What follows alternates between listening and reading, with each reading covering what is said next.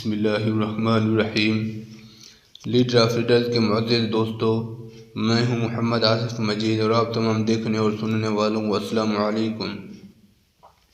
حضرت عبداللہ بن عمر رضی اللہ تعالیٰ عنہ فرماتے ہیں کہ حضرت عمر بن خطاب رضی اللہ تعالیٰ عنہ نے حضرت علی بن ابی طالب رضی اللہ تعالیٰ عنہ سے فرمایا، اے ابو حسن، کئی مرتبہ آپ حضور اقدس صلی اللہ علیہ وآلہ وسلم کی مجلس میں موجود ہوتے تھے اور ہم غائب ہوتے تھے، اور کبھی ہم موجود ہوتے تھے اور آپ غیر حاضر۔ تین باتیں میں آپ سے پوچھنا چاہتا ہوں، کیا آپ کو وہ معلوم ہیں؟ حضرت علی رضی اللہ تعالیٰ عنہ نے فرمایا، وہ تین باتیں کون سی ہیں؟ آپ پوچھیں، میں آپ کو ان کے جواب بتا دیتا ہوں۔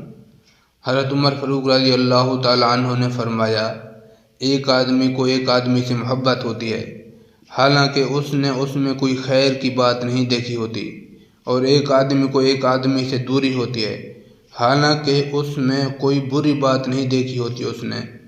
اس کی کیا وجہ ہے؟ حضرت علی رضی اللہ تعالیٰ عنہ نے فرمایا، ہاں، اس کا جواب مجھے معلوم ہے۔ حضور اکرم صلی اللہ علیہ وآلہ وسلم نے فرمایا کہ انسانوں کی روحیں ازل میں ایک جگہ اکٹھی رکھی ہوئی تھیں، وہاں ایک دوسرے کے قریب آ کر آپس میں ملتی تھیں، جن میں وہاں آپس میں تعارف ہو گیا، ان میں جہاں دنیا میں الفت پیدا ہو جاتی ہے، اور جن میں وہاں اجنبیت رہی، وہ یہاں دنیا میں ایک دوسرے سے الگ رہتے ہیں۔ حضرت عمر رضی اللہ تعالیٰ عنہ نے فرمایا، یہ ایک بات کا جواب مل گیا۔ دوسری بات یہ ہے کہ آدمی حدیث بیان کرتا ہے، کبھی اسے بھول جاتا ہے اور کبھی یاد آ جاتی ہے، اس کی کیا وجہ ہے؟ حضرت علی رضی اللہ تعالیٰ عنہ نے فرمایا، میں نے حضور اکرم صلی اللہ علیہ وآلہ وسلم کو یہ ارشاد فرماتے ہوئے سنا کہ جیسے چاند کا بادل ہوتا ہے، ایسے دل کے لیے بھی بادل ہوتے ہیں۔ چاند خوب چمک رہا ہوتا ہے، بادل اس کے سامنے آ جاتا ہے تو اندھیرا ہو جاتا ہے، اور جب بادل ہٹ جاتا ہے چاند پھر چمکنے لگتا ہے۔ ایسے ہی آدمی ایک حدیث بیان کرتا ہے، وہ بادل اس پر چھا جاتا ہے تو حدیث بھول جاتا ہے، اور جب اس سے وہ بادل ہٹ جاتا ہے تو اسے وہ حدیث یاد آ جاتی ہے۔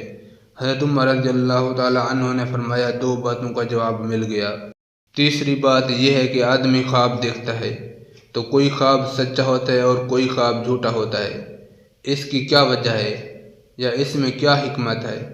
حضرت علی رضی اللہ تعالیٰ عنہ نے فرمایا، جی ہاں، اس کا جواب بھی مجھے معلوم ہے۔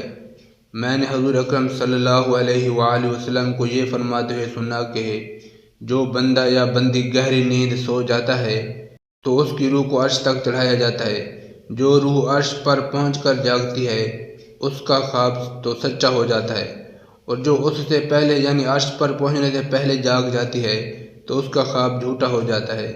حضرت عمر رضی اللہ تعالیٰ عنہ نے فرمایا، میں ان تین باتوں کی تلاش میں ایک عرصہ سے لگا ہوا تھا، اللہ کا شکر ہے کہ میں نے مرنے سے پہلے ان کو پا لیا۔